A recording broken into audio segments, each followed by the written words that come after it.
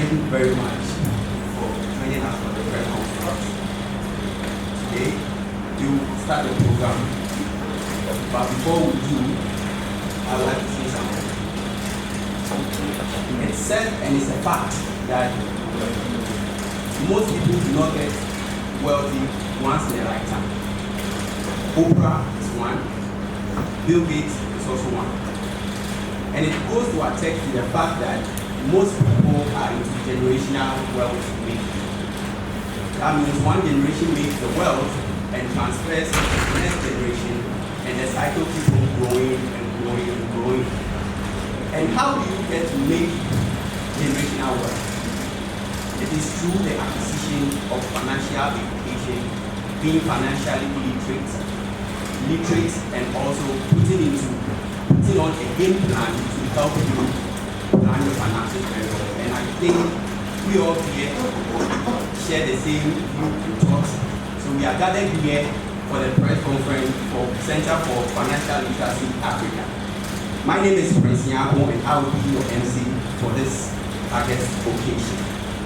I would like to call on Mr. Dr. Benjamin Amwa to give us the opening prayer for us to kickstart our program.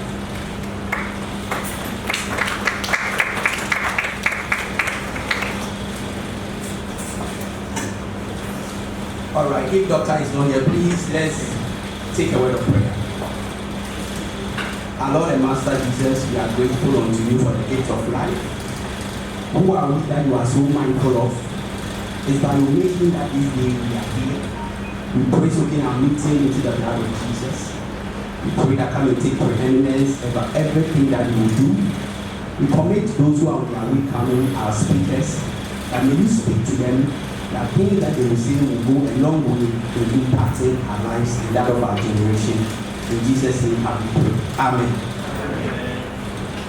So, at this stage, I would like to call on Dr. Daniel Ofori-Dankwa to help us with a solidarity message. He is the president for Patrick Limited. So please let's give it up for him as he comes to give us.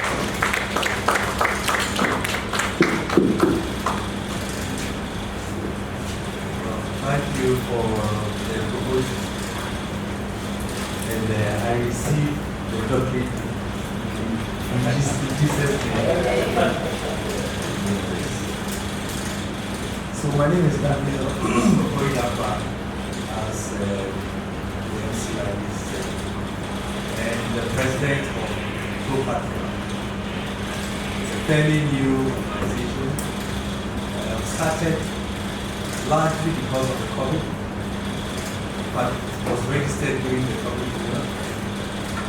And with 3 pillars: youth, enterprise, and growth. So I'm here on behalf of ProPatrick to say that we stand in absolute solidarity with the CFLE Africa, with TFDF Global, and particularly TFDF Ghana, and also University of Ghana host for this program. We stand in solidarity for the whole month, for the month that has been declared as Financial Literacy Month. And why do we stand in solidarity? It's because internally our organization stands for youth, enterprise, and growth. And why youth, enterprise, and growth? Youth, because the youth are the backbone of every economy.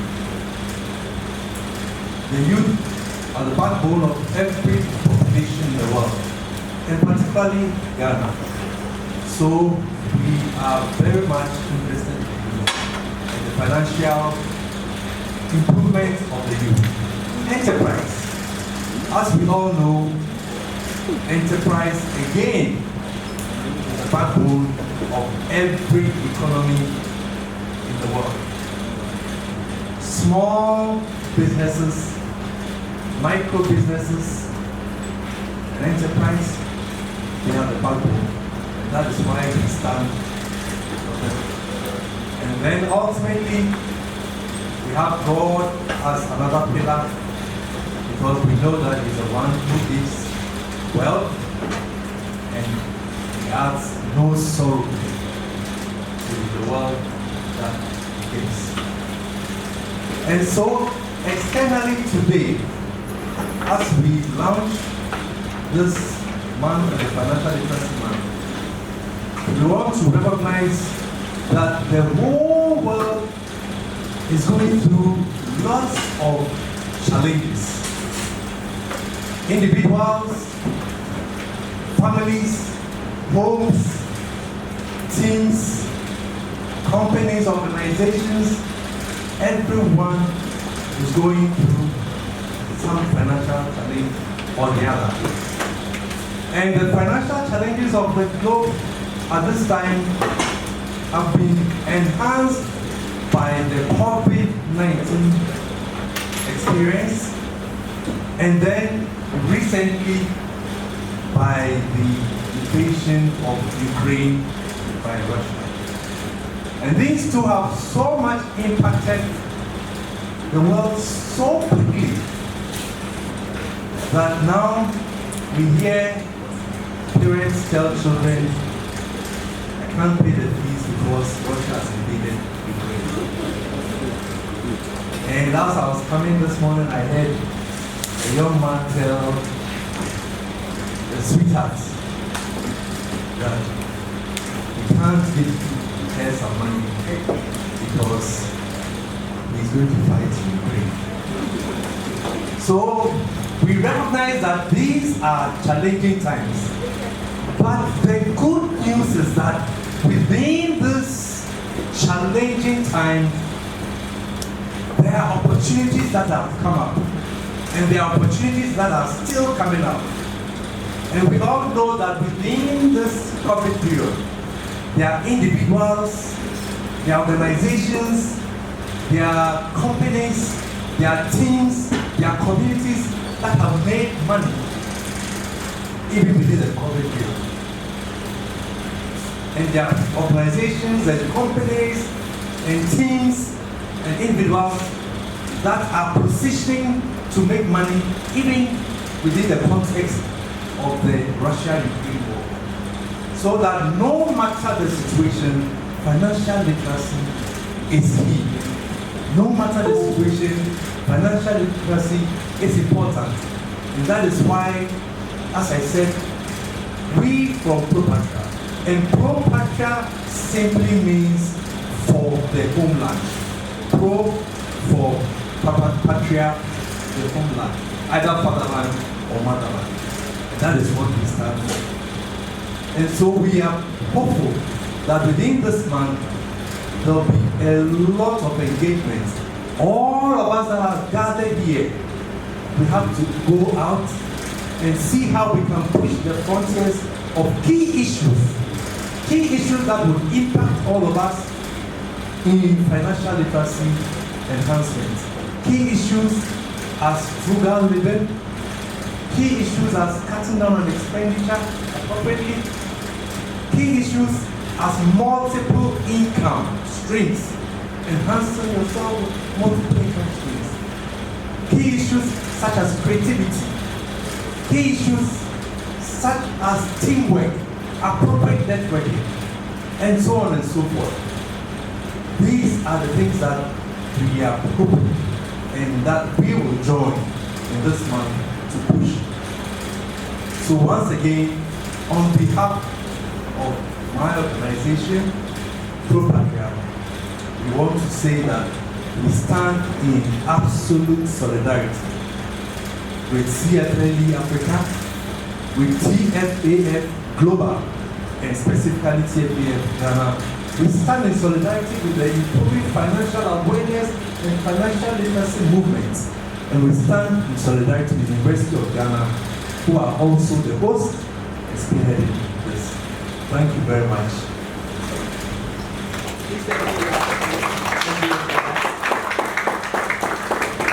you very much, Mr. Daniel Oforikata. So next on the bill, we would like to take the welcome address. I think we were supposed to do that before, but the guest was going to be seen now. So I would like to welcome Dr. Benjamin Amoah to give us the welcome address.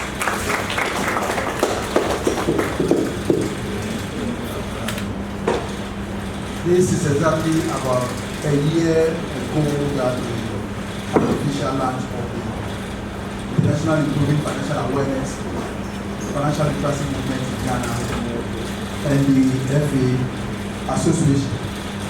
So we are indeed glad and excited that we have 1 year on. The movement is not there, and we are growing the movement.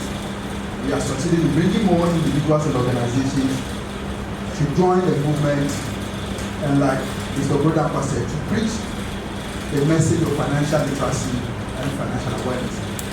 So I indeed welcome distinguished guest speakers, members of the Center for Financial Literacy Education Africa, volunteers of the FA Association, members of the press, and everyone in this room. I say good morning to you all. It gives me a great pleasure to speak to you this morning and to welcome you most cordially at the official opening of the 2nd April 2022 Financial Literacy Month, all in support of the improving financial awareness and financial literacy movements in Ghana and in Africa. What we need to know is that there is this report that shows that financial illiteracy is very common in many developing economies, including Ghana, and therefore it is proper that as a country we embrace financial education. I believe that the guest speakers will speak and motivate all of us here and the country at large to have a positive attitude towards financial education and financial literacy. Before I end my remark, I will quickly present 6 important things that we lose out when we as a country refuse to provide financial education and end up producing a large pool of financial illiterate citizens. So the question is, what is financial literacy? Financial literacy covers 5 key areas according to the OECD's definition of financial literacy. It talks about awareness, knowledge, skill, attitude, and behavior necessary to make sound financial decisions and ultimately achieve individual financial well-being. So we have 5 areas in financial literacy: 1, awareness; the knowledge; the skill sets; the attitude, and the behavior that the individual will have in matters related to financial literacy, which will ultimately improve his financial well-being. So what we are trying to do is to get as many as we can to come on board to pass on these attributes of financial knowledge to the public. So there are 6 things that we need to know. The first thing we need to know is that financial literacy is about human capital. And here we are talking about the capability of the individual to understand issues related to finance and how to know the core principles in applying them in taking financial decisions. So the first one is human capital development. As a country, we need to put aside resources, financial and non-financial, to invest and develop this aspect of the human capital. Again, if we succeed in pushing out financial literacy, we are most likely to have a financially included society. And a financially included society, many individuals will be able to save, they will invest, or they will borrow from the financial market. And once they do this, they then succeed in deciding on what type of debt to go for, considering the rates, be it fixed or floating, and in the end, they end up becoming good borrowers. What we are saying here is that if you find yourself dealing with a large pool of financially illiterate citizens, many a time when they contract debt, you don't see the need to service the debt. But if you succeed in educating these individuals, when they contract debt, they are committed in paying the debt. Again, if we have a large pool of individuals who are financially literate, we will end up having individuals who are able to rebalance their investment portfolios as and when market conditions change. In other words, if you are saddled with a lot of financially literate citizens, they invest in financial products and they are not able to read the changes in the market to cause them to do a portfolio rebalancing, and in the end, they end up losing. Again, if we have a financially literate citizens, they are most likely to plan for retirement, and so they will not end up leaving their jobs or retiring from their jobs and having to live extensively on public social interventions. These individuals will invest and will plan themselves in terms of their funding when they go on retirement. We cannot talk about the fact that there is a relationship between the voter and public administration management when it comes to financial literacy. When you are saddled with a large pool of financially illiterate citizens, when they go to vote, they are not able to vote on financial issues. And so they end up selecting individuals who themselves are not financially literate. And when we entrust the resources of the state into the care of these financially illiterate leaders, they end up getting the state into financially difficult situations that become a mess for all of us. So the first we need to do is let us get citizens who are financially literate, and they will be able to use that to assess some of the individuals who present themselves for political positions, and will be good at selecting those who are likely to manage our resources well from those who will likely mess up the resources. Finally, I'd like to say that in many instances, the monetary authorities release information on the macroeconomic indicators. Now, if you are not financially literate, it will be difficult for you to use these information to take financing or investment decisions. It is only financial literacy that will open your mind to some of these things.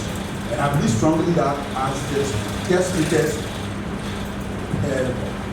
give us their presentations, they will touch into detail some of these areas, and in the end, we all know that financial literacy is indeed, or financial education is indeed, something that is important for us to embrace as a nation. Distinguished guests, let me express in support of the International Improving Financial Awareness and Financial Literacy Movement our most sincere wish that the presentations and programs lined up for the month of April 2022 will possibly contribute in building the foundational blocks in building a financially literate Ghana. Thank you very much, and thank you for coming. Please, we can do it better for you. Thank you very much, Dr. Benjamin Amwa. So to move on to what is on the item next, to do a video preview titled The Movement. I believe strongly that when something doesn't exist, they want to bring it to exist, and there should be a crusade of a movement that is going to put the agenda forward to touch as many as we can touch. And I believe we all here are soldiers who stand behind financial literacy, and we are here to support of what we are doing.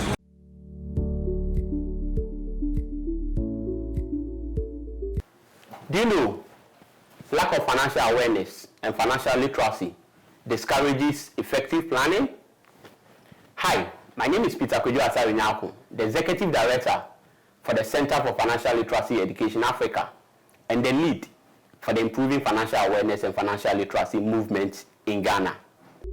Ghana has a population of nearly 30.8 million, with an employment rate of about 41% and an unemployment rate near 6.5%, leaving over 3.9 million Ghanaians so poor they can't afford 3 meals a day for themselves and their families.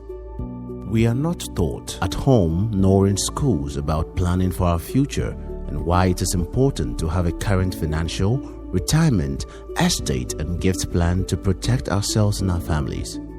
Most Ghanaians and Africans don't have the proper tools to address everyday money decisions in an informed manner.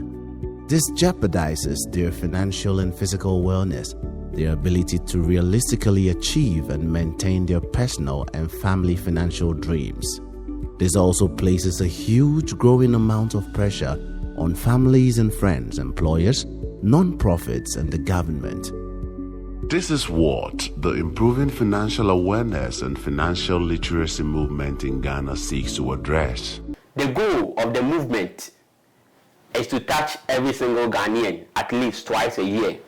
And the plan behind the movement is to use 2 campaign venues, that is, April as Financial Literacy Month, and 6 months later, October as Gift and Estate Planning Awareness Month. During these 2 campaign venues, we share educational and motivational content on personal finance to help you get and keep your financial house in order. The movement is modeled after what started in the United States a decade ago by the Financial Awareness Foundation and pioneered in Ghana by the Center for Financial Literacy Education Africa, the lead TFAF ambassador in Ghana, University of Ghana Business School, the International Improving Financial Awareness and Financial Literacy Association, known as the And what the global pandemic has done to us is that it has changed the way we live our lives, and the implications for our finances is no exception.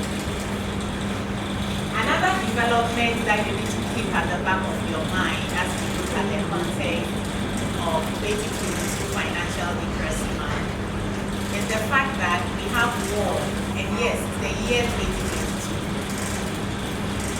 Russia, a giant, has attacked Ukraine, and it's like a lion fighting with a fly on the wall. And this also has implications for us, especially when you are not self-sufficient when it comes to food. It's only a matter of time before we begin to feel the impact of this war that seems to be very far away. The third thing that I want us to bear in mind as we celebrate this year's Financial Literacy Month is the Sustainable Development Goals of the United Nations.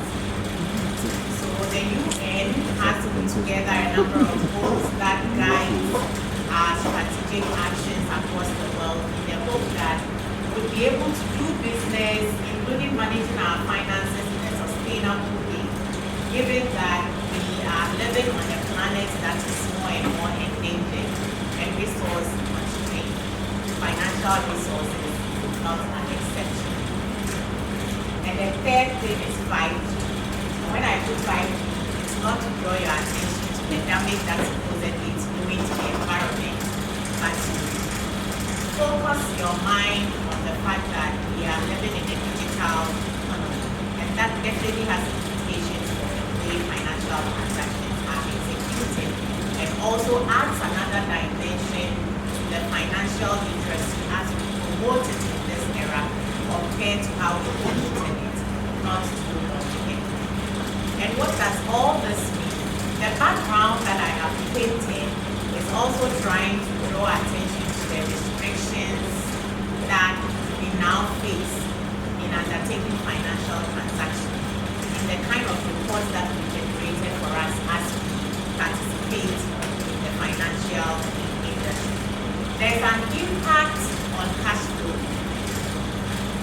which means that money creation at the Bank of Ghana may supervising the banks, because I'm standing here representing the market. All that is happening in that space is also being impacted. We also have to bear in mind the effect of something like the war in Ukraine on the value of currency, the fiat.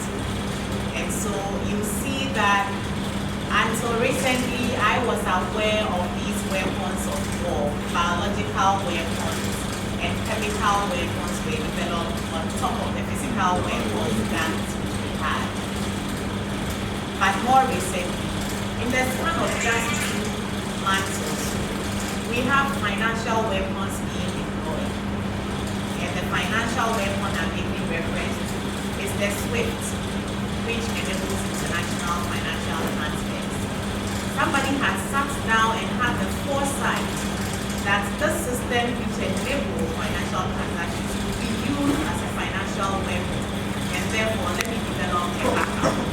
So now we have UniPay trying to compete with SWIFT. It will take a long time before it probably becomes an equal, but these are thoughts that we want to bear in mind if you are in the financial space and you want to be abreast with knowledge in the financial industry. I think another interesting development that we managed from my first box software is the fact that Russia has decided to tie their ruble to gold, and all their crude oil transactions now, they are demanding that it be settled not in dollar, like we've had the petrodollar for some time, but in the these are the times in which we now promote financial literacy. The impact of all this on productivity, I made a lot of reference to resources and resource constraints, including financial resources. There's an impact of all this on how businesses operate. Previously, how you may have structured your business through how you make money and how you spend. There are nuances. For example, in the year 2019, I believe there was the digital financial, 2019 was the digital financial services policy. That was rolled out. 2008, we have Electronic Transactions Act being published. All these are dynamics that are taking place in the marketplace that inform how currently and going forward we are going to transact the financial industry. And just to avert your mind, the fact that with all these developments and the constraints also come implications for the cost of money. And so if you are taking loans these days, especially in our country, Ghana, that the cost of borrowing will not be like it had been about 3 years or earlier. And to summarize it all is to look at the financial implication of the term. It's a military term that we've adopted and we use a lot. Everything that I've described on this particular slide from the various boxes probably communicate to you the amount of volatility for me as we have it there. The rapid rate at which things are getting out of hand and out of control. Imagine bushfire, a wildfire just starting as small public fire and ravaging a whole country. And then we also have the level of uncertainty. And when I think about uncertainty, I'm not sure whether today or that. We had a little bit of that with the 28th State of the Nation's address. And then before the lockdown, there was a little bit of uncertainty. We hear that Parliament is going to lock down the country, and people were stuck up, and then it won't happen, and then finally it happened.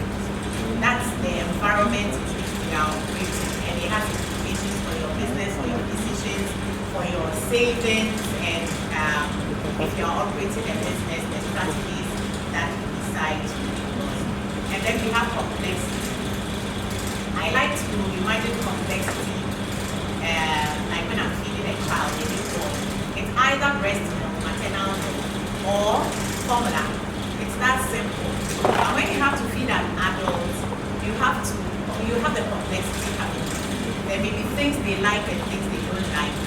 The level of salt that should be in there, the amount of pepper, how much spices should be in there before you come to the choices whether they prefer to like protein or.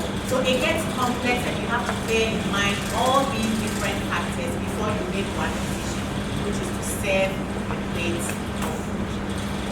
Now, in our decisions, the financial industry, this complexity has also arisen because of all the developments happening. And you have to try and keep an eye on all the diversity of factors that have implications and that will contribute to that decision that you are making. If you are wondering about the need, because when the military people generated that there was no need for diversity, you have to be mindful of the minority groups, you have to be mindful of women, you have to be mindful of all sorts of factors to make sure that you are very inclusive and you have nobody left out of that decision you are making. And so just to bring it a step further to what I'm going to be sharing today, I want to share a little story. I was about 9-10 years thereabout in primary school when we formed a small Bible study group. To be able to learn this terminology and to improve your knowledge in finance, you need to be curious. I've indicated my curiosity over the years from that very little responsibility. In UGBS, I was doing the Ghana Stock Exchange courses, so I'll leave campus and I'll go and study and come back. I graduated with a 2. And then in my first 5 years, I enrolled to do the Chartered Institute of Bankers. So I have remained curious. And I haven't stopped being curious about what happens in the financial industry space.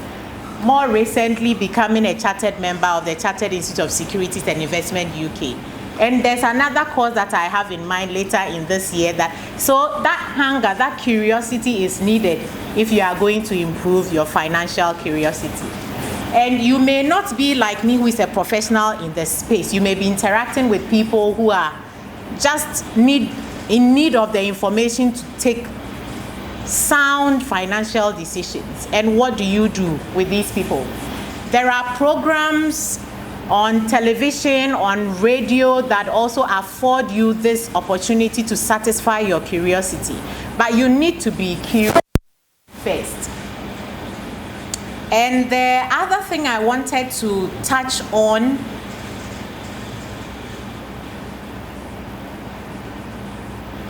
is the fact that if you are interacting with anybody to build their financial literacy rate, there are a few must-haves. You can't remain outside of the banking sector and expect that you would be able to adequately build your financial knowledge. You need to start from the safe zone, which is the banking sector. Banks provide safe custody for whatever money that you have. And they would share a little bit of the interest they would generate from undertaking all sorts of risks, because there's the depositors guarantee law, which makes sure that day you go into the bank, you are able to access your deposit.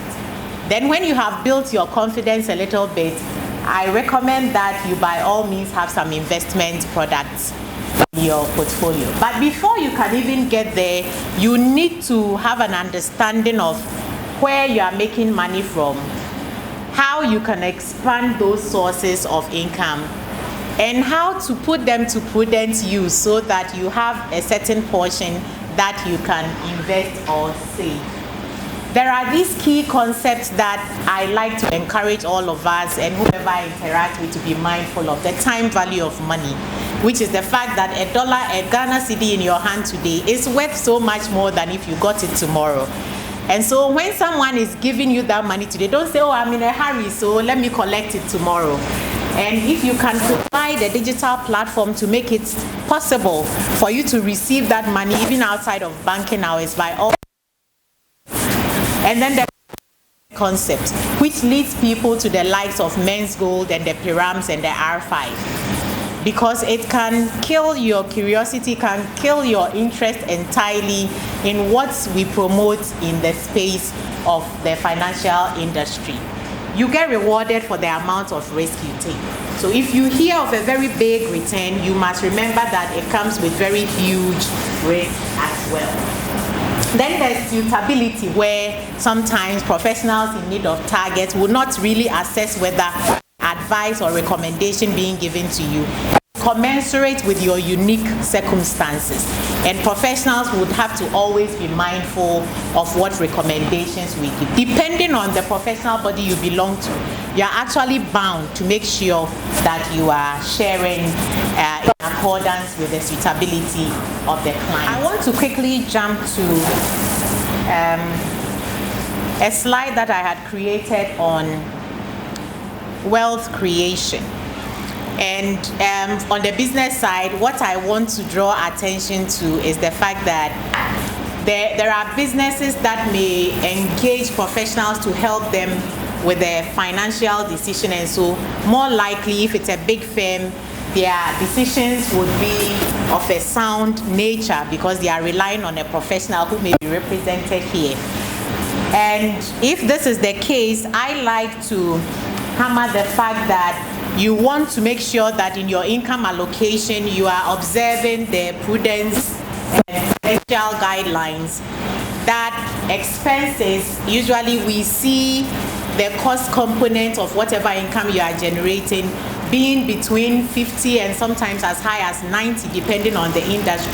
So you want to pay attention to your cost income ratio. And then you can't see all of the slides, but the part that you can see at least is my caution to you that don't joke when it comes to expenses relating to your staff, because you can wake up on the wrong side of the bed if you don't pay attention to expenses relating to your staff. But the cue to those of us who are individuals that don't have to take decisions for corporates will be that you make sure that in your allocation of whatever income you are earning, you have made provision for such an important time in your life as when you retire.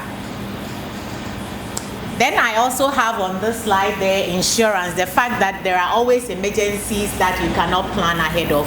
And for you to be resilient, it's important that you have some insurance cover.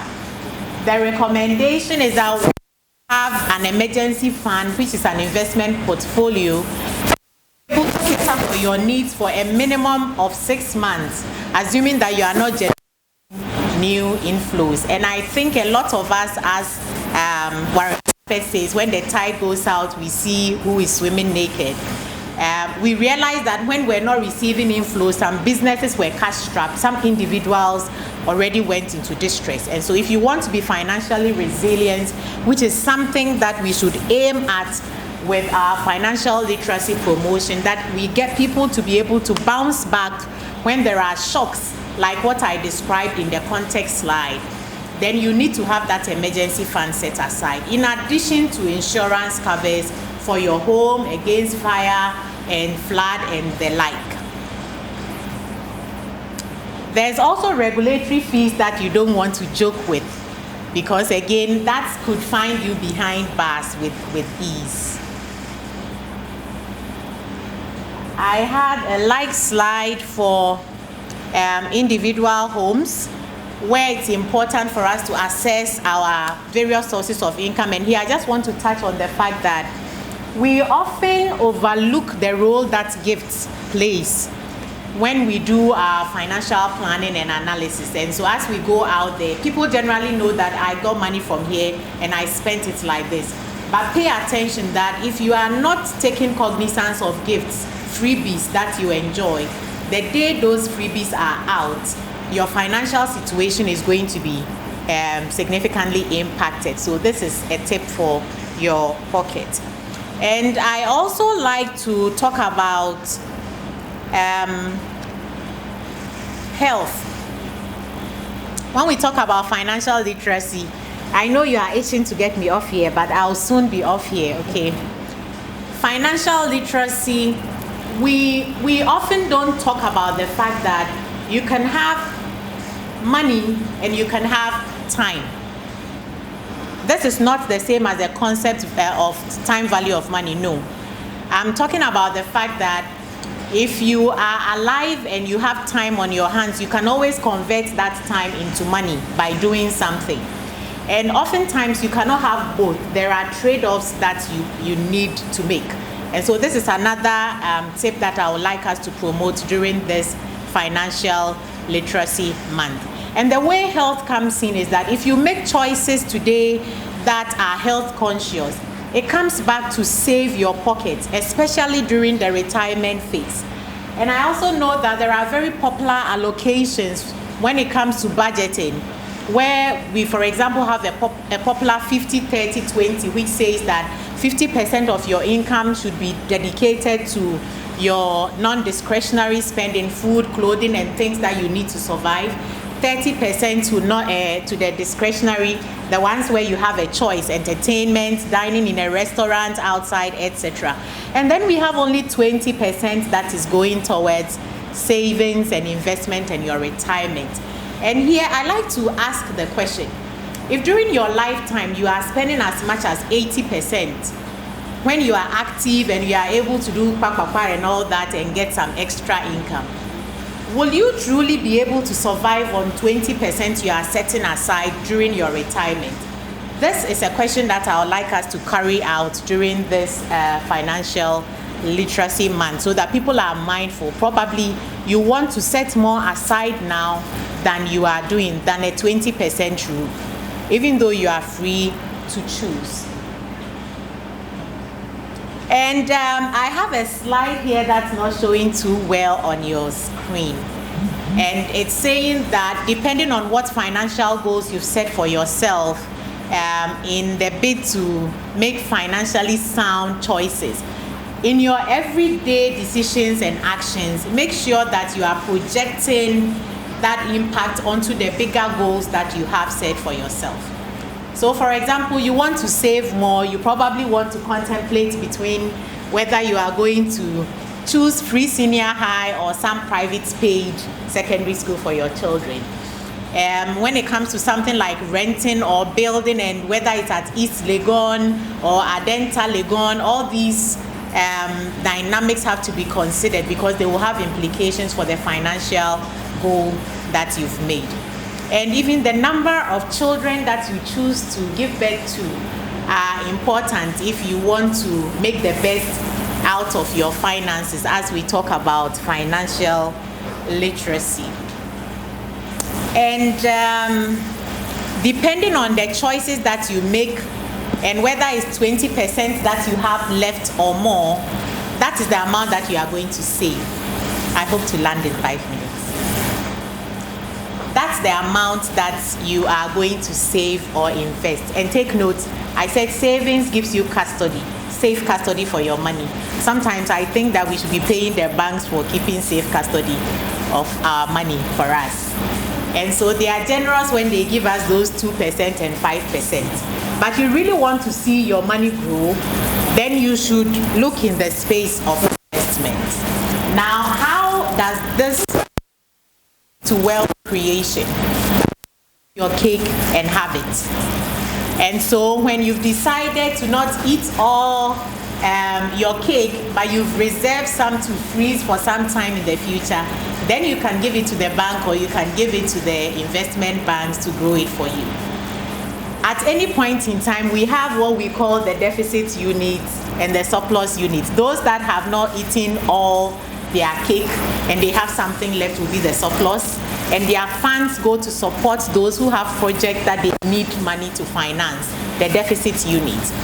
And in this activity where we turn around the money from the surplus unit to the credit, to the deficit unit, we create loans, and that contributes to money creation.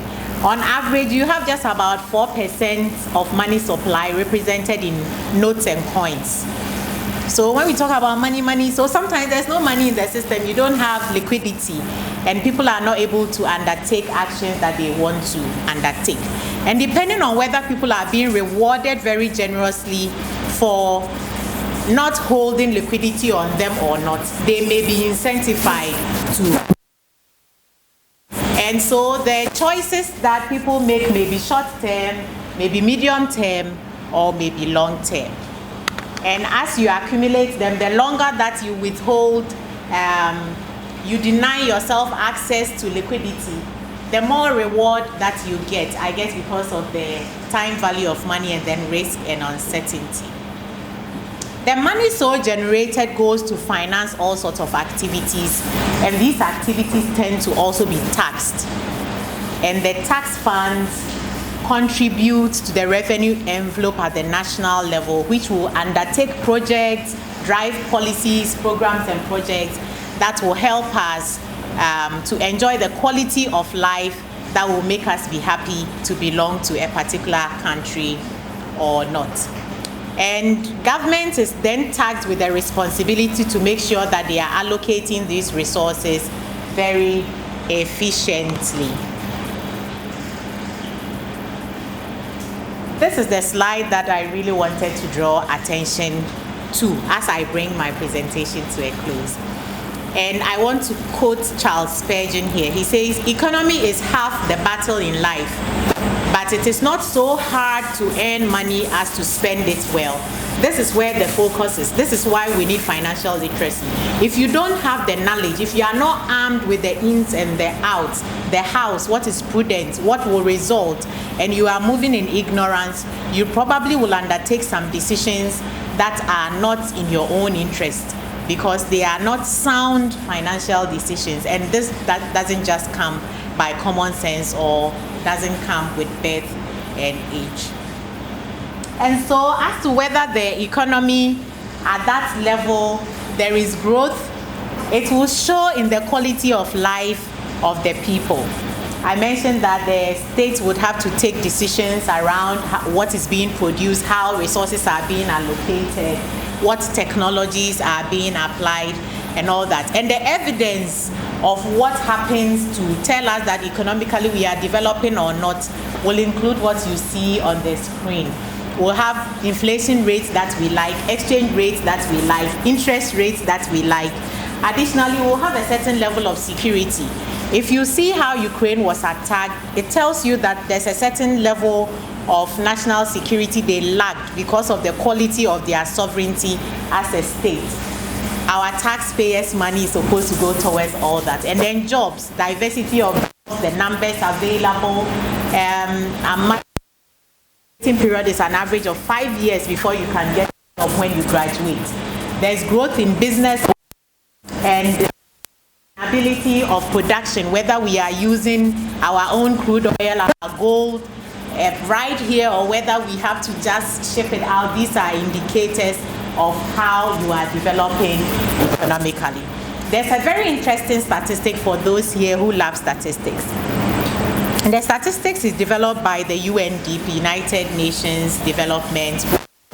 What they do is that they try to measure the quality of life, how well we are developing as an economy.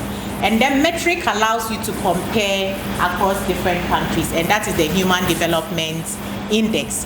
It uses 3 indicators, and the indicators are per capita income, the level of literacy or education, and life expectancy. So these 3 indicators together will tell you whether you are developing or not. I thought that I should just throw this in so we can put Ghana in perspective, how we are doing, given the current level of financial literacy, amount of wealth we've created, and its contribution to economic development.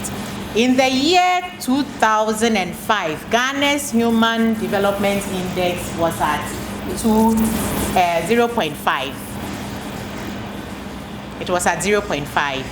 And so I thought, let me look at how it compares with gross savings in the country after consumption, how much disposable income is left over, and then compare it to a few countries in the sub-region for interest. And that's what you see on your slides.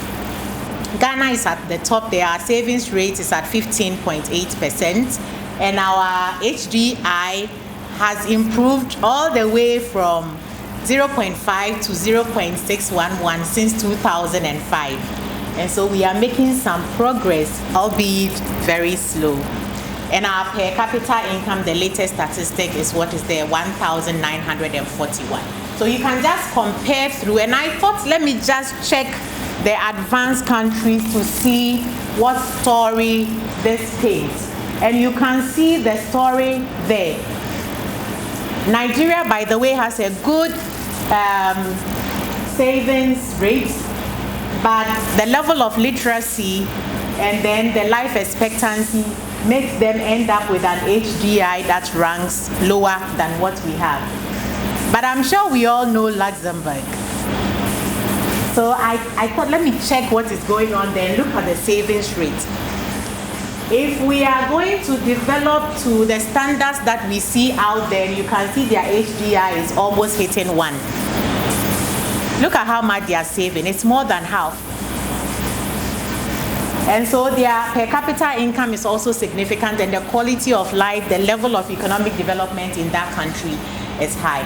The point that I want to make with these statistics is the fact that if Ghana is going to develop, if our wealth levels are going to expand, we definitely do need financial literacy.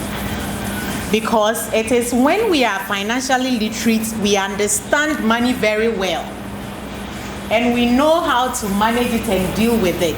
I believe that will be when we make those prudent decisions that will lead to our own savings rates moving from the 15 where we are towards what Luxembourg has, that would make all of us desire to go to a country like that.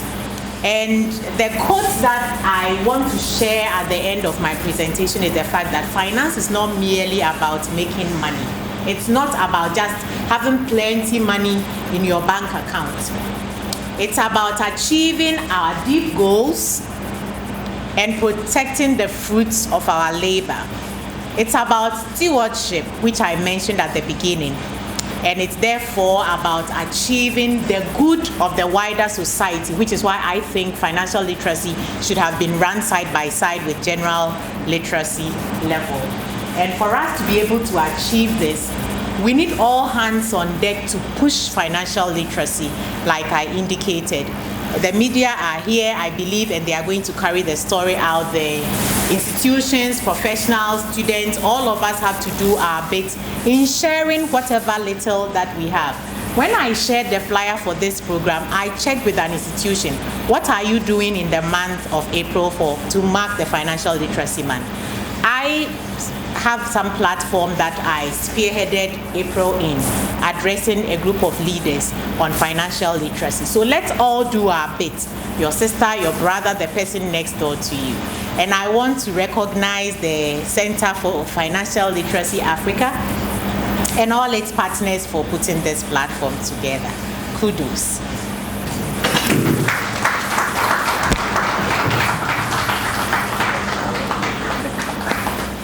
Thank you.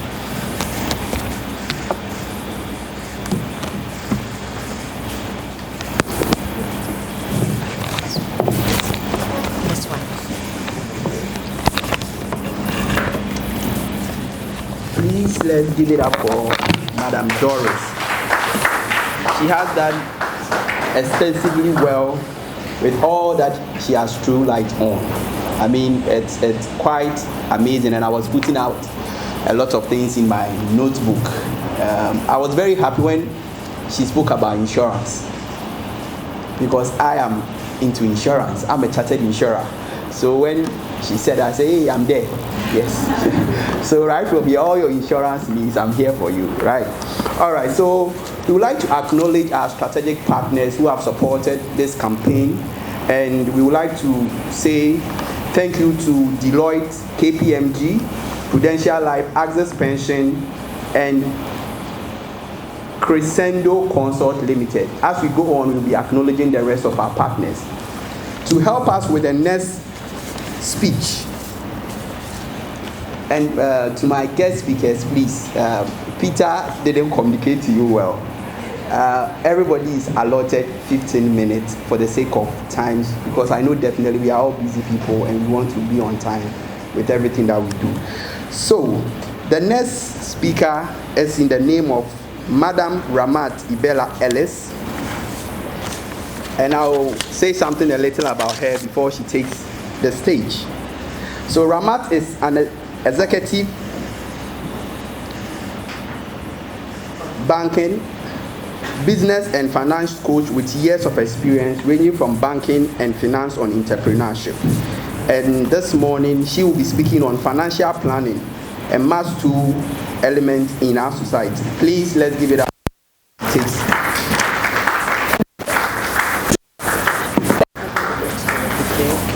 I might have to speed up a little because our time has been reduced, but that's fine because we all need to move from here and attend to other matters.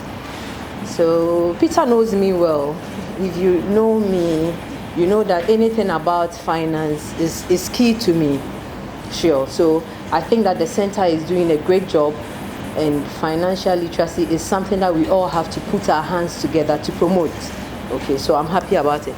But Peter, in as much as you are doing the advocacy, okay, I think that we need to go much deeper and also reach the people that might not have too much knowledge in it. Because in building a sustainable economy, it's about the whole masses. And I mean, people you might think that are not too literate, because everyone is working. So if you take, let's say, Madam Amma, and Madam Amma is a trader in the market, she's generating income, and that money has to be well managed, right?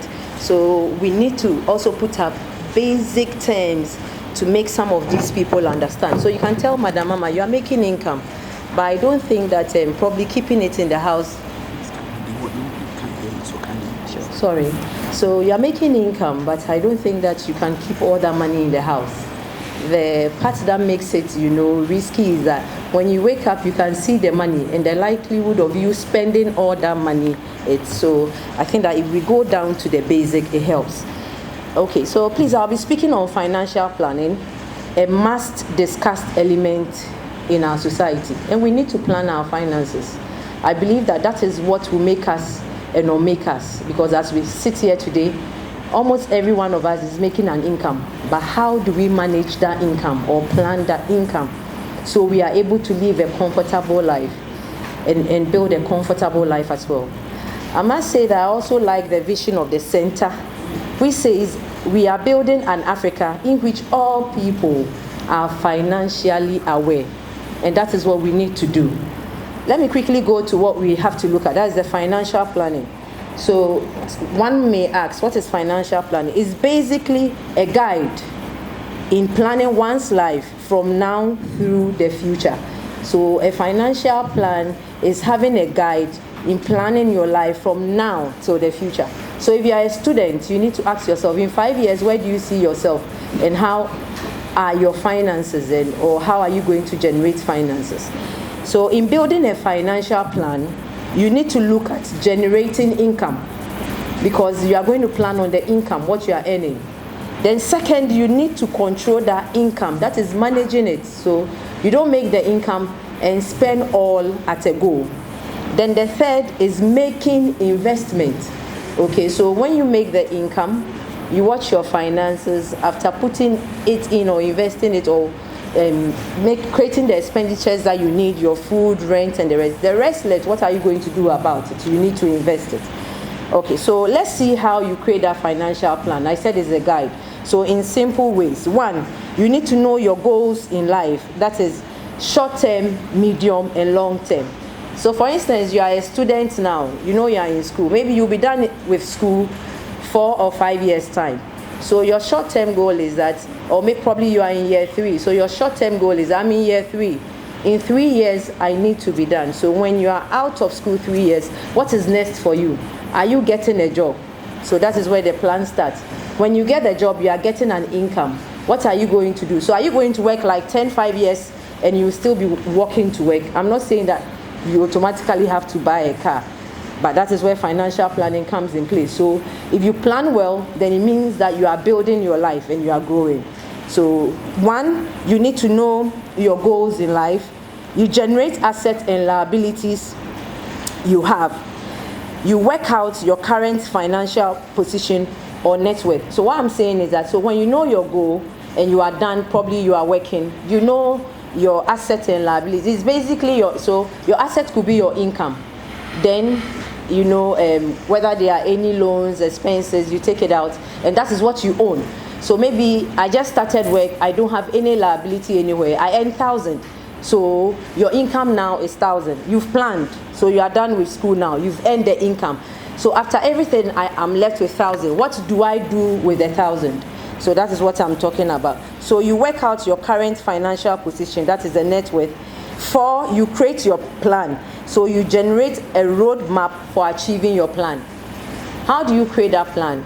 So after you've earned the income, now you are going to say that this is what I'll spend every month, and this is how much I will put aside, so that in the near future when I'm in need, I'll be able to fall on it. This is what I'm putting aside. So in 2 years' time, I'll be able to buy a car. This is what I'm putting aside. So in 3 years' time, I'll be able to buy a land, right? So 5, you initiate and start your plan. Don't just have the plan. Some people will draw plans upon plans. People will see you are always busy drawing the plan, you never start. So please, when you initiate or put everything together, you make sure that you implement it, you start it. Then 6, you follow and review your plan at least yearly, or make adjustments when needed. So you are just started, you've checked everything. At the end of the month, I'm earning 1,000. And the 1,000, you've decided that you are going to invest 100 or 50 cedis every month. And that is the 50 cedis you've contributed since 5 years. The prices of things are going up. So even if you are aiming in buying a car, the time you had the plan, the car might be 10,000 or 15, as an example. But by the time you are ready, that car will be a 30,000. So how are you going to cater for the gap? So as we move on, you need to make review and see if you have to increase your contribution. Please, is that clear? Oh, sure. So I'm taking it very basic because I want everybody to understand. So basically, that is a guide to create your plan. Now, having a plan for now or the future simply means creating income. You save and you invest. How do you create the income? I'm talking about income. Someone, is it that you just finished school and the income is there? So let's quickly look at some of the things you can do to create income. You can get a job with your certificate or experience or your specialty. You can also create or start your own business. You can be creative with your passion and sell it. Probably you are an artist, okay, so you are creative about it, you put your stuff together, you sell it to generate income. You can also sell an asset, it could be land building, to get income and invest. So probably your dad gave you something, or you yourself have put up something, you have a land, you have a plan, you want to start, you don't know how to start, and you sell it, you get the income. I don't think you use everything. At least that is where you can allocate a portion to invest. I also want to say that, so that's for everyone general. But if you're a student, later I text Peter in the evening whether what was the target audience, is it students or so. I think we have mixtures, we have some students. So if you are a student, you might be thinking of how you can create income. Now there's a lot of flexibility, social media and all, digital lectures. And also, you'll be able to create a little time. I'm not saying use all your time for studies, but when there are free times, there are some petty things you can engage in, like starting a blog, online teaching, video editing, proofreading and editing. Somebody might write a book and need someone to proofread. You can do that for just a little fee. Then virtual assistant, graphic design, event planning, freelancing, etc. So these are some of the areas you can look at to create your income. So in financial planning, I mentioned we are looking at 3 things: generating income, saving and investment. So someone will ask, now you have the income, how do you save? So this is just some few guides to help you save. Now you set a grocery budget. If I'm saying it, that's, some people, when they earn money, the moment they see the money, that is when big thoughts come into mind, big food. The person wouldn't like to even eat, banku and okro. He wants to be taking chocolates. There is Snapchat, snapping, putting on status, so people see that, hey, this guy or girl is from a pechepehu. So please, you need to set a grocery budget. And note that, in financial planning, as Madam said, health is key. So it's not like you've gotten money, so you are now beginning to eat all the junks. No, you need to eat good, your green foods and all. Then you negotiate. I put it into brackets here and I was laughing. Negotiate everything. But please don't do it too hard. The fact that I'm saying negotiate to say, because if you are going to buy something, they say it's 50 cedis. I mean, politely you could find out and say, is it possible I can get it for a 48? Okay, so I'm saying that you can negotiate everything to save. The fact that I say negotiate everything doesn't mean that you are going to buy sachet water and you are negotiating. Okay, so please, let's take note. And for us to laugh a little, right? So the negotiate bit, you know that you are going to buy something. So you are going to remember that, oh, during the financial literacy week, a speaker came and said we should negotiate everything. That is when you had really, dressed too tight, and you've gone, the appearance. So somebody sees you and say that, oh, this guy is well dressed, the lady is well dressed, he's coming to buy everything for me. Then you just ask of one item and you are negotiating for 1 hour. That's what I'm talking about. So please, let's take note. Then you can sell unwanted items. Some of us have stuff we might not use again, and we'll keep it till it rots. So it's another way you can save and even create income for yourself. Okay, track your expenses. You have no spend days. There are certain days you decide that I won't spend at all. So that is why it's prudent for you to, plan your what you want to do. Save all your coins. Those coins can buy you water. So these are some of the few areas. Sometimes we've gotten a little money. When the salary comes, that day or that first week, we are the richest people in town. So when you buy the little, you can keep it. You throw the coins away. Believe you me, if you have some small pots and be putting the coins in, it will be a lot. If you are able to gather like a 10 cedis, 20 cedis coin, if you want some water, it can at least get you about 5 sachets or 5 bags of water. So please, these are some of the ways you can invest. And let's look at ways you can save. Let's look at ways you can invest. I think that investment and being an aspect of financial, the whole financial stuff is very low patronized, because people have the mindset that investment is for the rich. No, it is not for the rich. So most of the times when there is a lot of definition for investors, someone will say committing money for a period of time to earn income. What I like, anytime I'm called upon to speak on investment, I always say that it is what you can do with what you have. So you don't tell me that I don't have any money at all I have is 100. So it's what you can do with what you have, because you cannot have everything. What you might have is you are in a category of income, probably 1,000, somebody is in 2,500. That is what you have. So make an allocation out of what you have and save. Okay, so it's okay to save small. I wanted to summarize the investment bit into 4 main parts, but let me dive a little deeper with the investment. So easy ways you can invest is that it's okay to start small. It's not necessarily that you start big, so you can save with whatever you have. You also consider saving for a long term. So don't tell yourself that, oh, I'm just going to save 3 months. If you want to contribute, let's say 20 cedis or 50 cedis, how much will you get? 3 months probably you get 150 cedis. But if you consider the long term and it's even 20 cedis, you know that, oh, within 1 year, this is what I'll be able to get. So when you want to invest, you also consider long term. You also consider opening a high yield savings account. When I say that, people are asking me, Madam, this economy, which savings account has high rate? I said high yield because you need to shop around and check. So you go to institution A, savings account per annum, you earn 6% or 7%. Someone will say 5.8. So the one that is higher for you, that is where you go. The good part of savings, when I'm speaking about investment, is what Madam said, you are keeping safe your money somewhere. It is better than not saving at all. So it's not all about the interest, but the fact that you are making contributions somewhere towards a project you want to undertake. So you can also invest in other bank products. So if you don't know, we can explain to them when we go out there. I mean, if you have money, you are generating money, you can move to the bank, you can move to the insurance company, you can move to an investment firm. When you get to the bank, I mean, you say hello to them. You tell them what you want. Oh, Madam, I have this money and I need support in. What do you think I can do with it, or invest with it? They are going to throw more light on it, because I know that the banks have investments like the T-bill, the fixed deposits, their cocoa bills, their bonds, their trust accounts. I love trust accounts. People don't really pay attention. Do you know why I like trust accounts?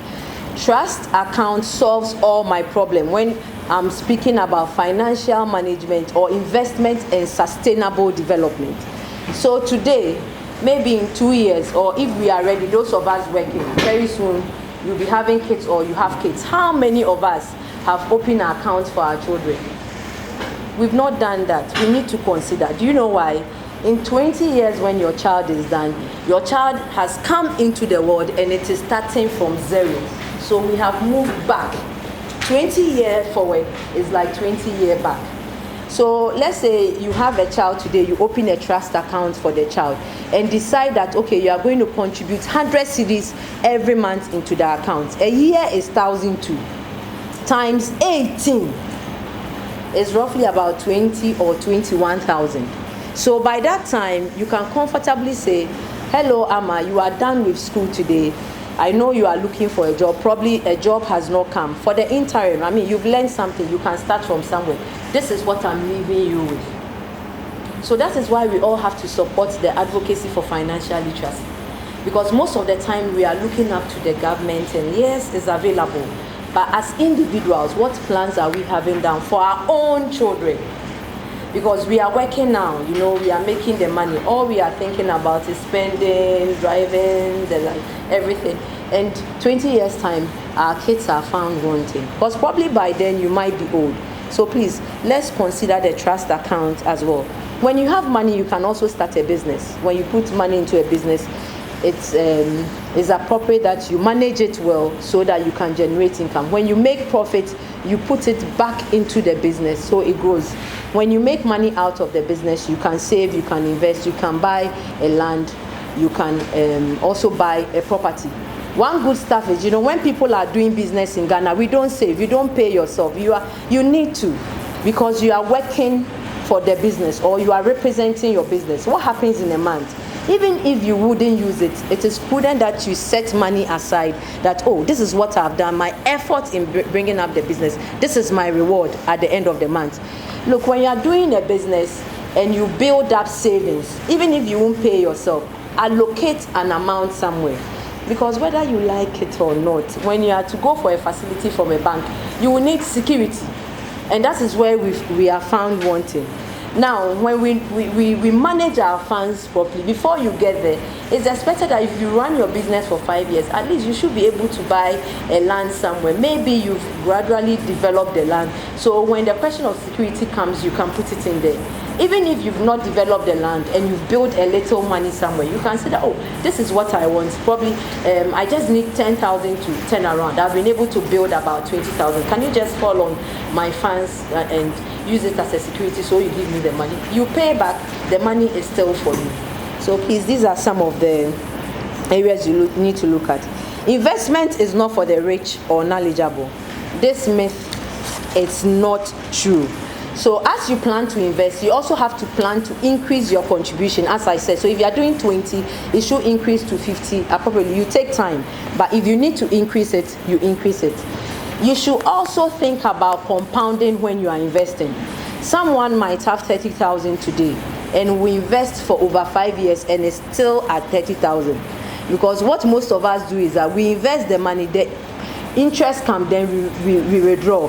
And what I'm saying is that if you cultivate the act or build interest around compounding your investment, it grows. So you start with 30,000, probably in 5 years, it grows to a 40, 45, or maybe 50,000. So we should also look at compounding. Investment also, you have to think about diversification. So you don't put all your eggs in one basket, you are getting me. So probably you could do a bit of a T-bill, you can decide that you buy a property, keep down.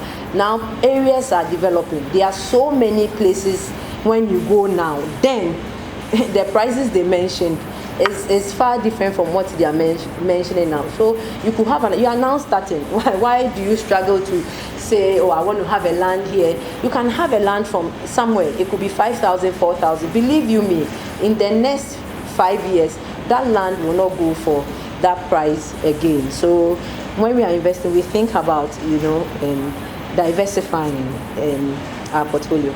Also know your risk tolerance. Madam mentioned something about risks. It is true that the higher the risks, the higher the investment. It's not that anything you hear at all, you run there.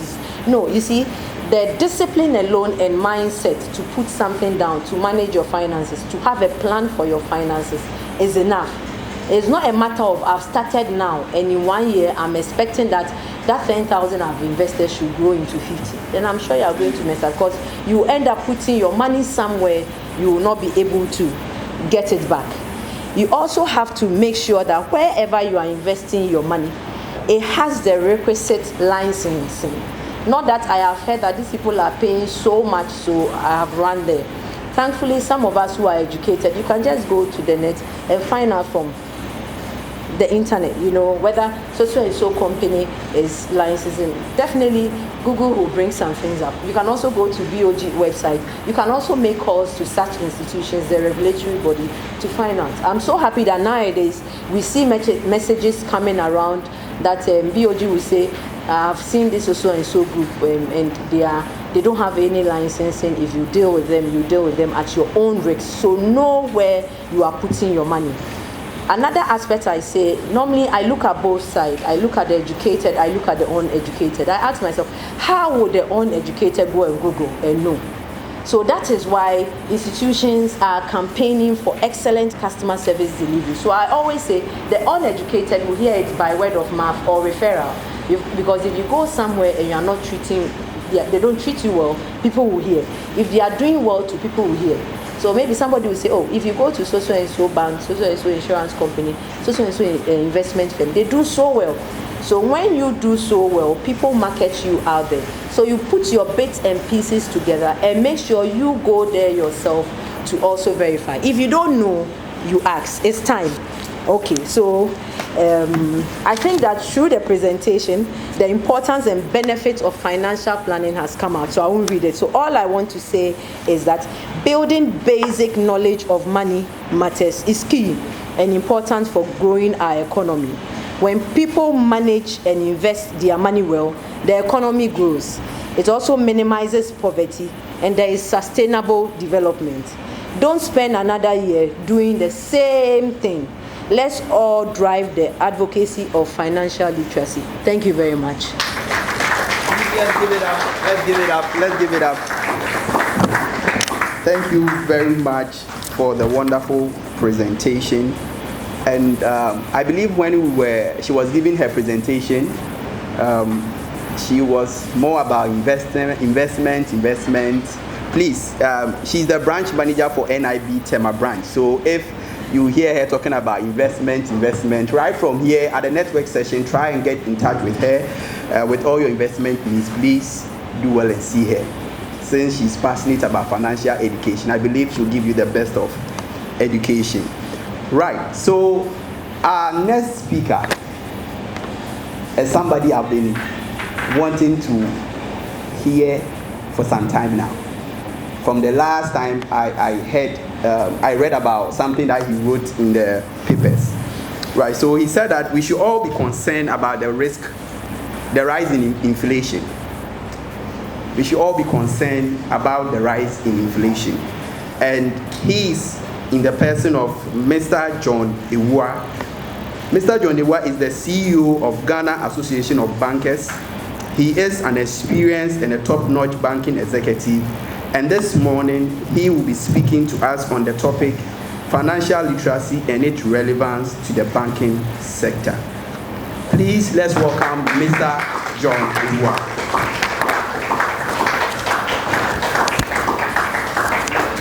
Good morning, everyone. Good morning to the Center for Financial Literacy and to all the invited guests, ladies and gentlemen who are here, our friends from the media, my colleagues who have made some fantastic presentations here this morning. I don't think I need to add any more, but since I've been called, I have to also say something.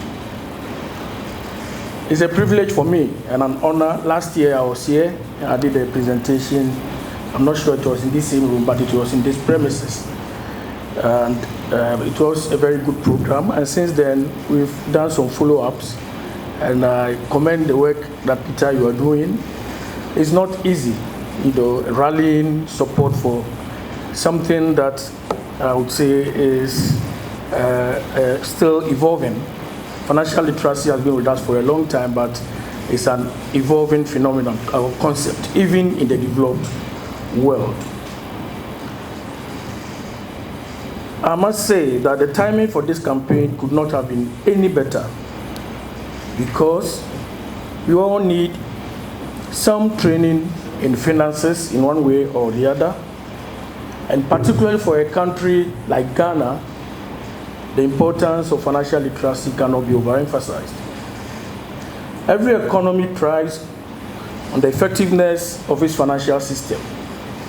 And since I've been asked to speak on the relevance of financial literacy to the banking system, I would like to narrow down to that subject matter.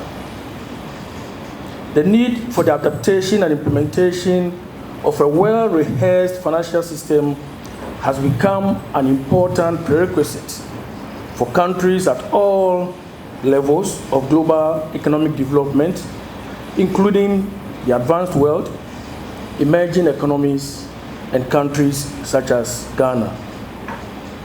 The foregoing affirms the indispensable role of financial system in effective management of our country, Ghana, towards the attainment of our desired outcomes and growth levels.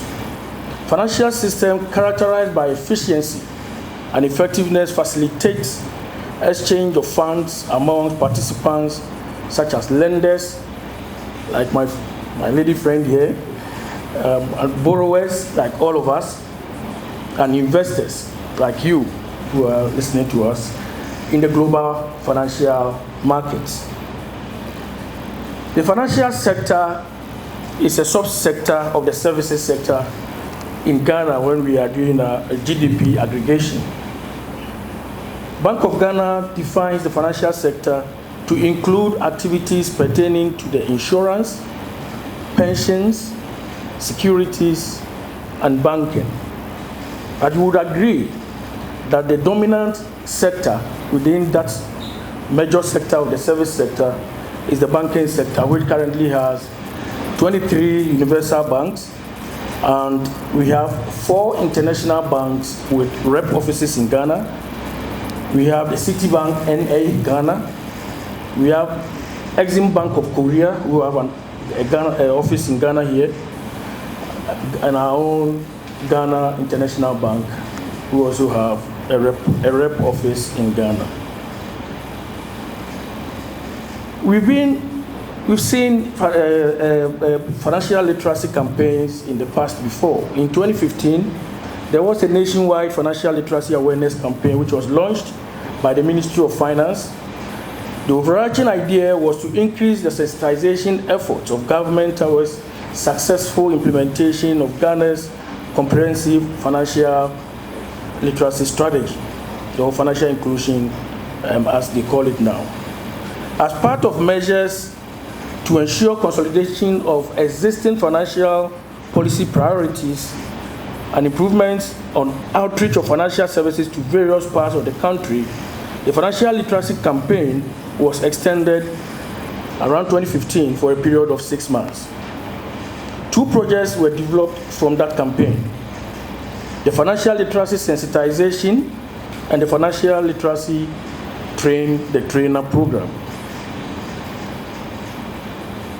The sensitization strategy was developed along the lines of value chain actors within the agricultural value chain. Emphasis was placed on major actors such as agricultural extension officers and executives of farmer-based organizations.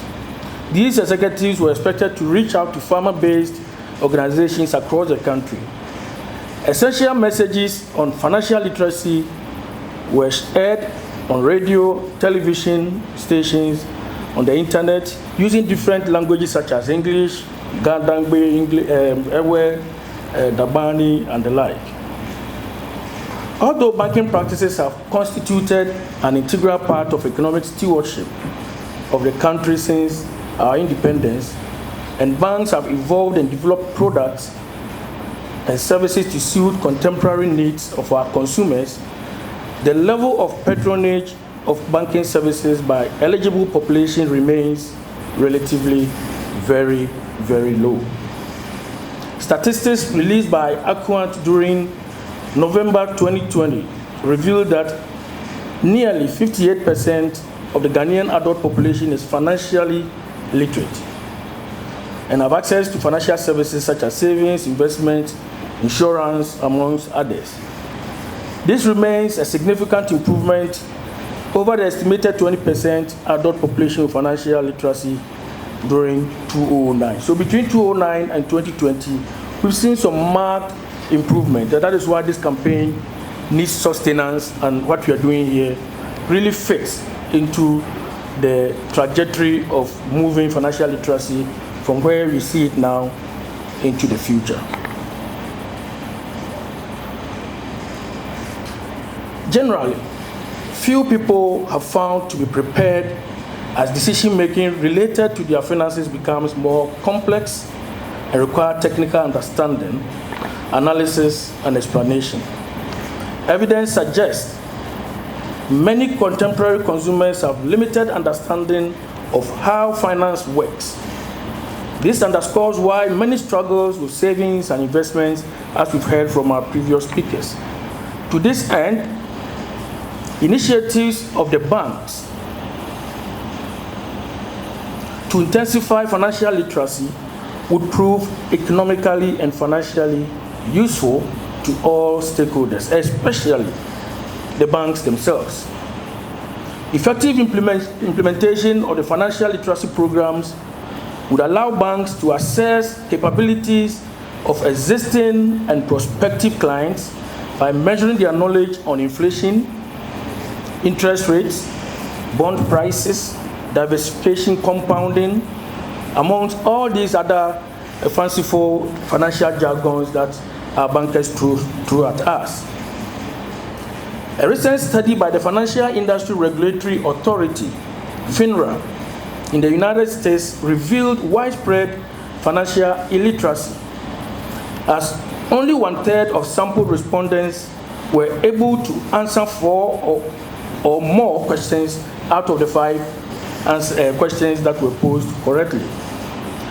The FINRA findings affirmed non-peculiarity of the financial illiteracy challenges to developing economies and the need for intensified efforts to show up the contribution of our financial aggregates. When we talk about this, I think it's Mrs. Hayati who talked about money sitting outside of the financial system. So sometimes visibility of this kind of money from the IRS, Bank of Ghana, and the like, we lose track of this kind of money, and we may be under measuring what we call the M2 of our economic aggregates. Effective management of consumer finances in recent years has been a challenge due to changes in banking products and services and changes in consumer habits. An example is the transition from use of cash for almost every transaction payment to a cashless or cash-light system, including the use of debit and credit cards for daily purchases and payments. Correspondingly, intensified financial literacy programs by Ghanaian banks could increase consumer participation in online shopping. The latter remains a strong conduit for use of debit and credit cards and rapid extension of credit by financial institutions, while assuring convenience to shoppers. Consumer appreciation and use of debit and credit cards could help banks identify consumers with strong financial history and to invest their excess funds in repayment in these consumers in the form of extended credit at affordable prices. Good afternoon, everyone. So before I start, I quickly want to confirm that this education, will be translated into local dialects for our market women, the uneducated. Because it's very important for them to appreciate what we are saying here today. So that it's not only the literate who can read and write. Okay, thank you very much. So the Executive Director, Center for Financial Literacy Education, distinguished invited guests, ladies and gentlemen, all protocols observed. I must say a big thank you to the organizers of today's event for such an honor to present on the broader theme, financial literacy, a tool for wealth creation and economic development. Before I start my speech, I would like to conduct a quick poll, okay, to find out the number of people here that employ tax planning strategies in their daily financial planning. So if you have an idea and you use tax planning in your financial planning, just give me a wave. Okay, that is fine. Don't worry. That's why we are here today. One would ask, what is the role of taxation in financial planning? Okay, since paying taxes do not directly benefit the taxpayer. So I believe people are wondering why tax GRA and all that. I mean, how do that help me to plan my taxes? But permit me to share a quote from the Bible, okay? For it is written in the book of Mark, and Jesus answering said unto them, render to Caesar, the things that are Caesar's. Now, giving what belongs to Caesar does not mean we cannot take what Caesar has freely given us in the books of Caesar, which is the tax law, okay?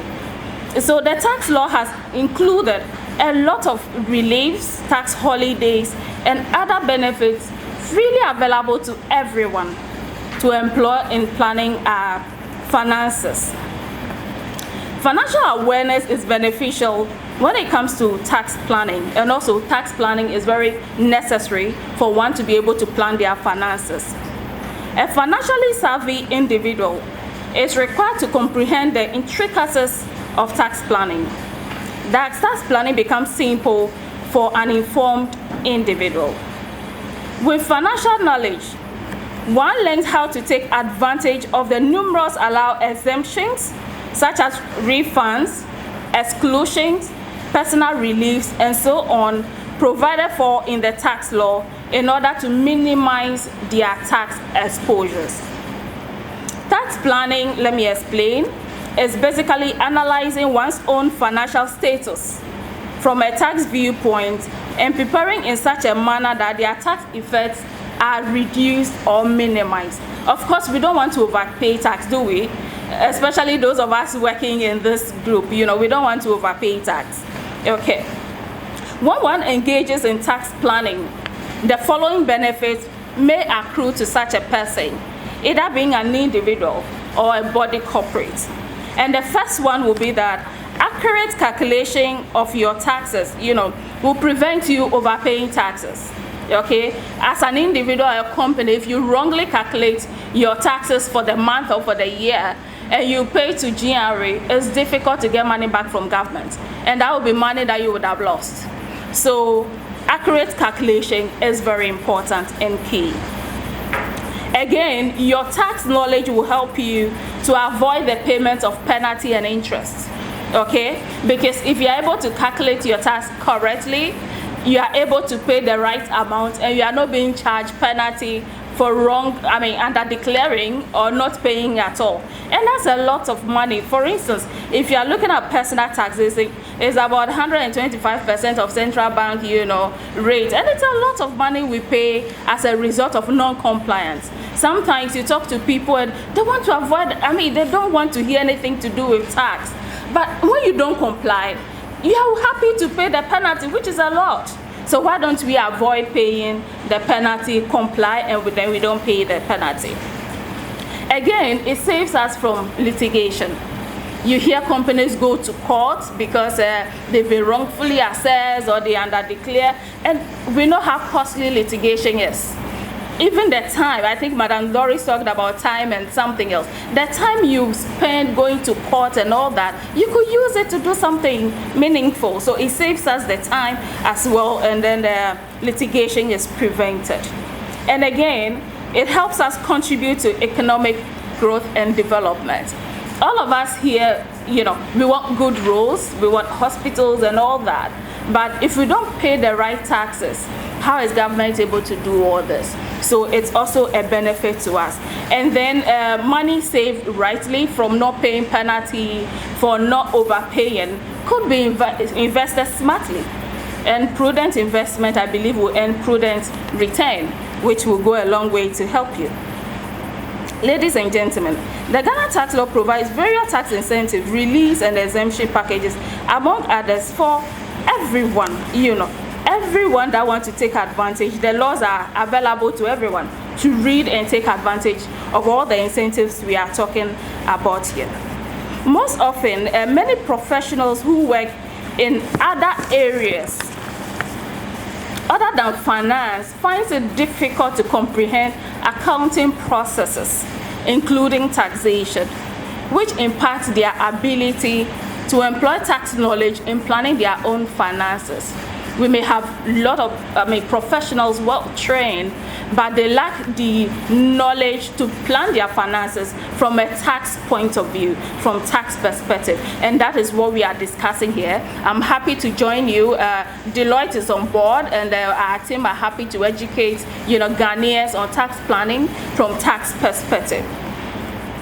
Now, I will touch on few available reliefs to individuals. We will look at that for companies as well. But as individuals, when we go back, we want to engage with our HR team that process our payroll, or if it's finance, we want to engage with it. I have this thing. Have I taken advantage of it? How do I take advantage? I'll run you through a couple, and then when time permits, we can do a detailed one later. So, personal release. As provided for in Section 51 of the Income Tax Act 2015 at 896, the following reliefs could be applied upfront upon application and approval by the Commissioner General. First, dependent spouse or dependent children relief. So dependent spouse means your spouse is not working, so you are taking care of the home, okay? In the case of an individual who has a dependent spouse or at least 2 dependent children, the individual is entitled to personal relief of 1,200 currency points, which is 1,200 Ghana cedi. Disability relief. So in the case of an individual who has a disability, that individual is entitled to a personal relief of 25% of the accessible income. So 25% of the person's earnings or accessible income is given as a relief. So you pay tax on half of your earning. That's someone who is disabled, okay? Old age relief. In the case of an individual who is 60 years of age and above, that individual is entitled to a personal relief of 1,500 currency points.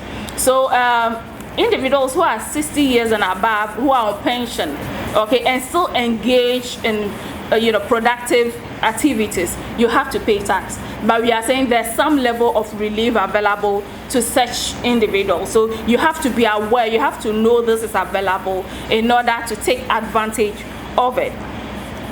Child education relief.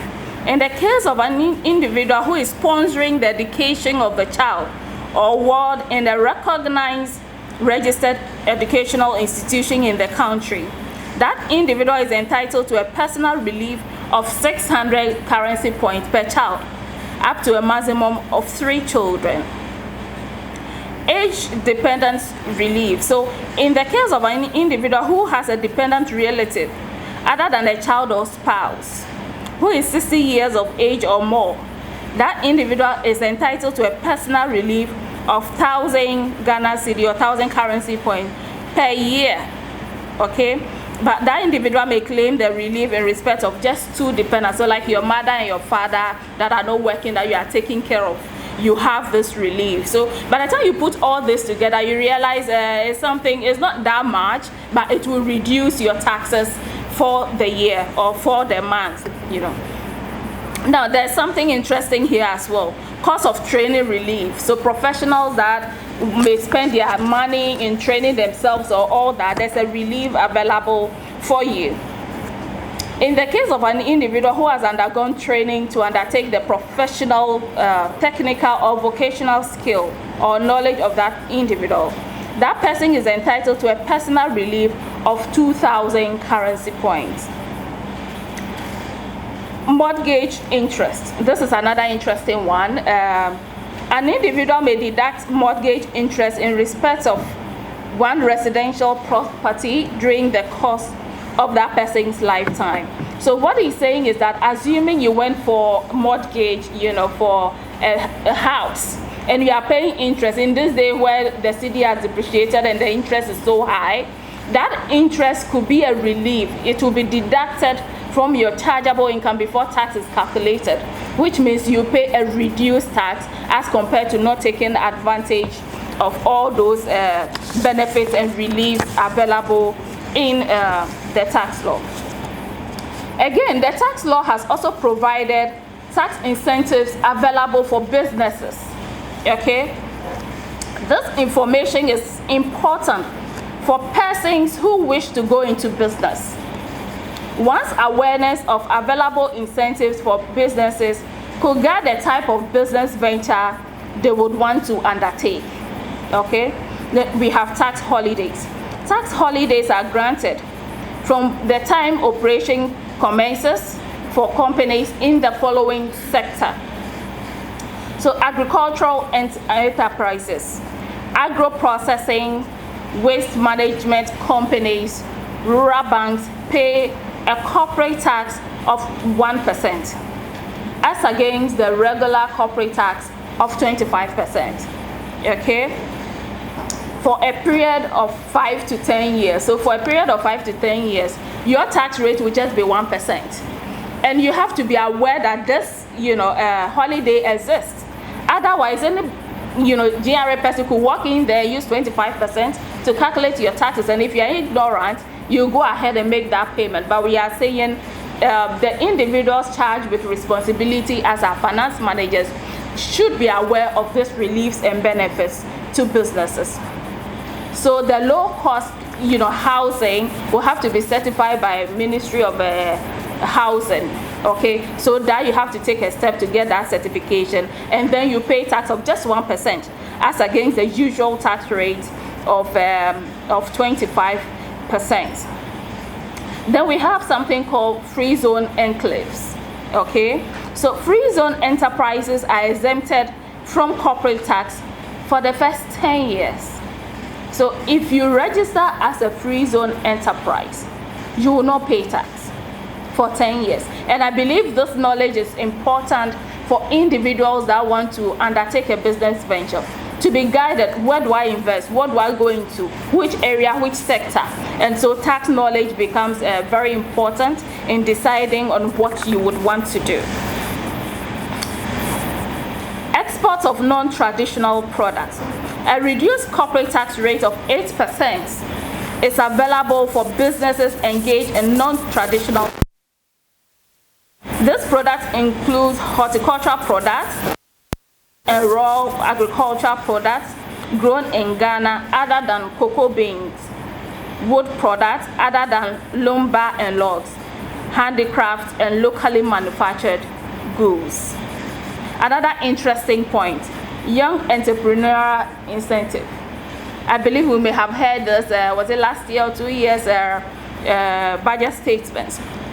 So entrepreneurs aged 35 years and below are granted 5-year tax holiday if they engage in the following: manufacturing, information and communication technology, agro-processing, energy production, waste processing, tourism and creative arts, horticulture, and medicinal plant businesses. So what we are saying is that after the 5 years of no paying tax, you could go and renegotiate and even have a rebate of about 5 to 15% for the next 5 years.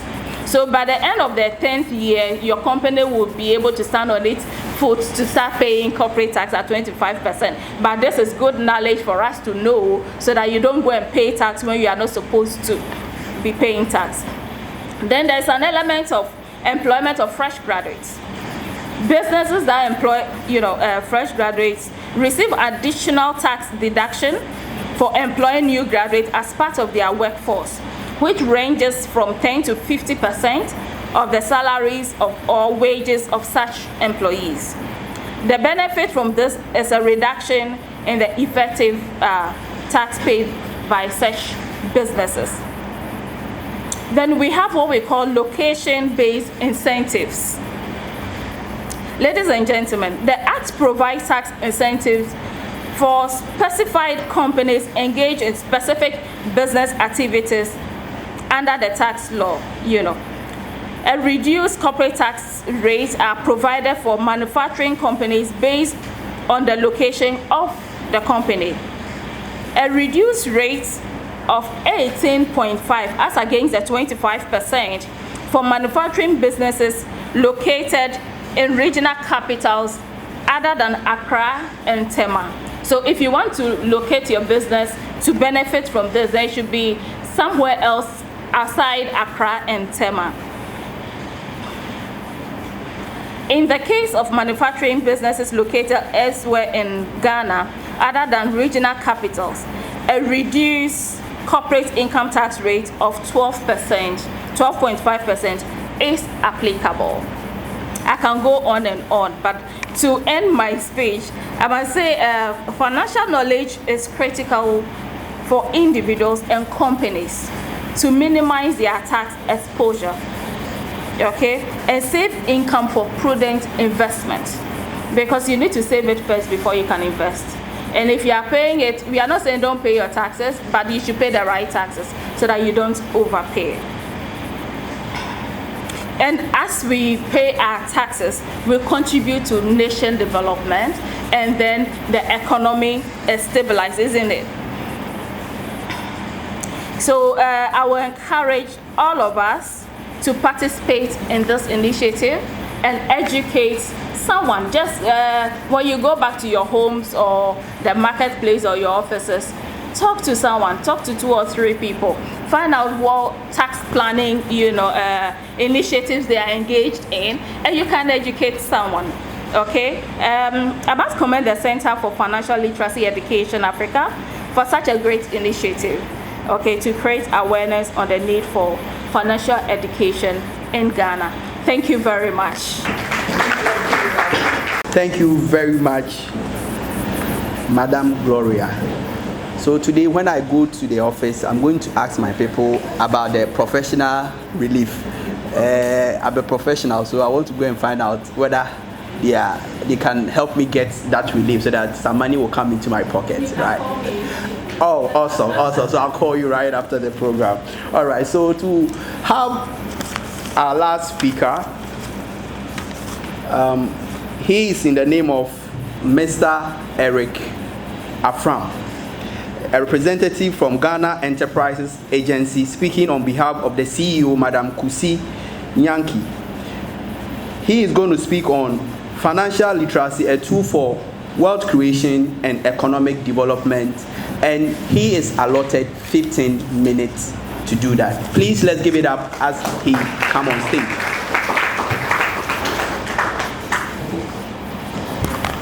Thank you very much.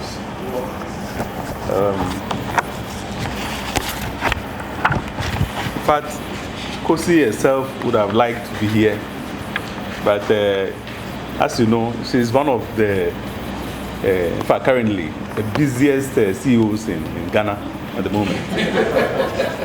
So she's asked me to make this presentation on her behalf.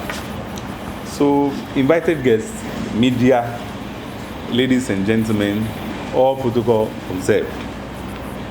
First of all, we would like to thank you very much and also congratulate you on the launch of this program, because we are also in the ecosystem. The current financial crisis has refocused attention on the need for people to be well informed about their financial options and also become discerning as financial consumers. In short, they should become financially literate. The origin of the current financial crisis can be said to be deeply rooted in the inflated promises by some financial product and service providers, getting consumers who are mostly financially illiterate to commit their hard-earned income into unrealistic investment schemes. It is also due to the bad financial decisions on the part of individuals, micro, small, and medium-scale enterprises, MSMEs. Financially literate consumers consumers, it is argued, are generally more cautious in taking on such investments and even credit they cannot afford.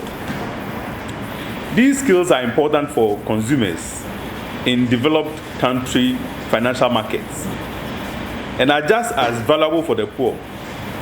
For example, over-indebtedness is an issue affecting microfinance clients as well as commercial bank clients.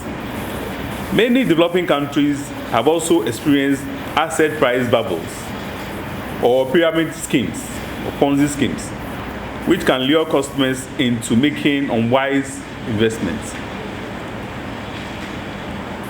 Greater financial knowledge, together with behavioral change to apply the lessons of financial education, reduces the likelihood that consumers at any income level will fall prey to unscrupulous salespeople and purchase products or services that are not in their best interest.